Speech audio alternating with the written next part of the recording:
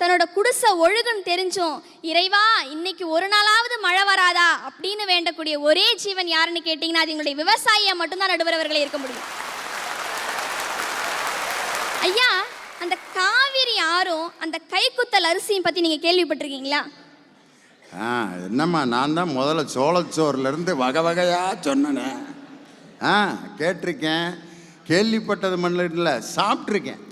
அந்த காவிரி ஆறும் அந்த கைக்குத்தல் அரிசியும் பற்றி என்னுடைய சினிமாவில் அழகாக ஒரு கவிஞர் ஒரு பாடல் எழுதியிருக்கிறார். எப்படி தெரியுங்களா?